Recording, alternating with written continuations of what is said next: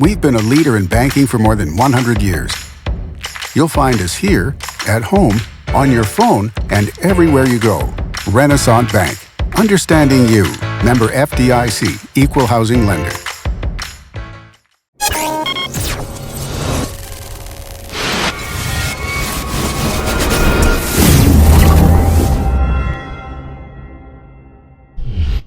Sponsored by Renaissance Bank.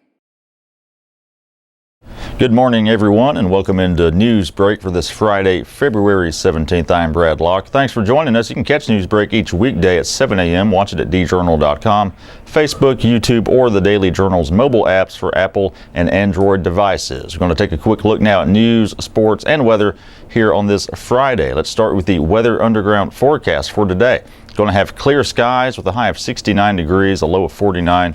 10% chance of rain. The 3-day outlook, going to have some rain probably on Saturday with a high of 65, low of 45. The chance of rain is 60%, but clearing out again by Sunday with clear skies, a high of 73, low of 48, just a 10% chance of rain.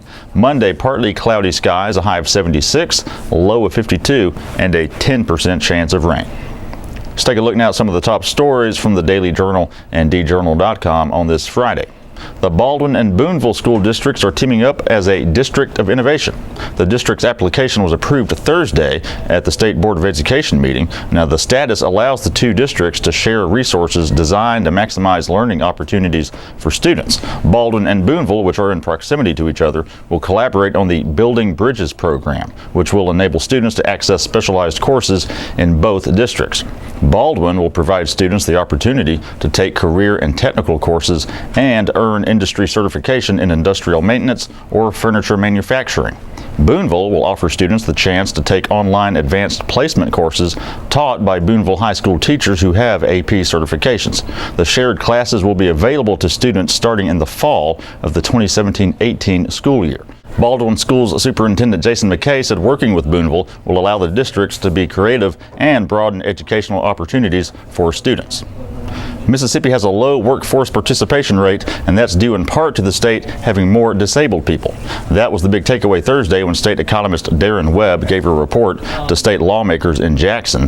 The state's workforce participation rate is 56%. Only West Virginia has a lower participation rate. Webb said about 10% of Mississippi's working age population is disabled compared to the national average of 6%, and that works out to around 70,000 people.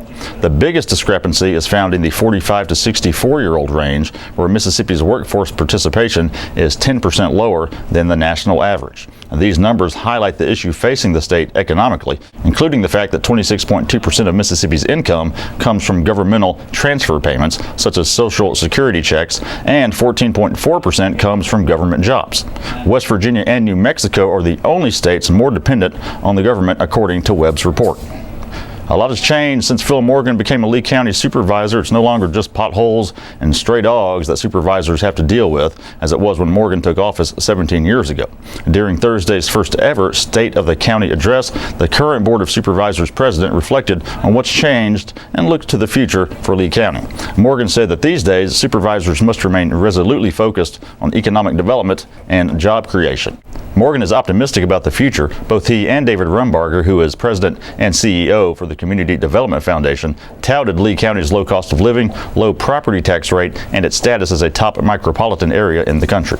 And Morgan emphasized the need for a new jail and for financially sustainable management of the Lee County Agri Center.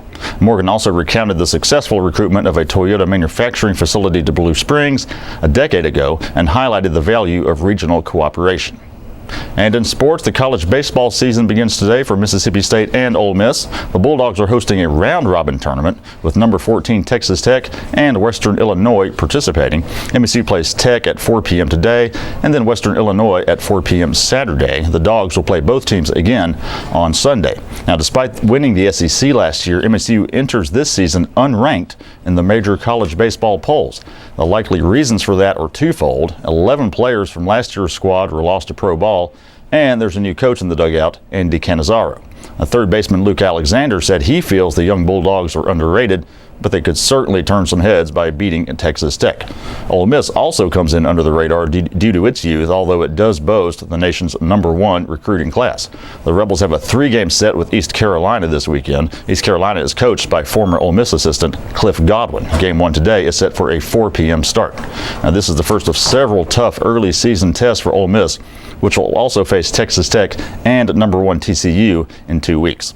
And that's it for Newsbreak on this Friday. We do want to remind you to check out one of the podcasts we produce here at the Daily Journal, The Memo, all things Northeast Mississippi, news and entertainment, with myself and W. Derek Russell. New episodes coming to you every Wednesday and Friday. And so on today's episode, be sure to check it out. We've got Scott Morris offering his review of the second John Wick movie. Jenna Parsons comes on to talk about the food section. Adam Robinson discusses his In Focus photo essay, and Derek gives us the lowdown on what's happening in the local entertainment scene. All the stories I talked about today you can find in your Daily Journal or at djournal.com. We're on Twitter at djournalnow. Give our Facebook page a like as well. That's it for Newsbreak on this Friday. I'm Brad Locke. You'll have a great weekend.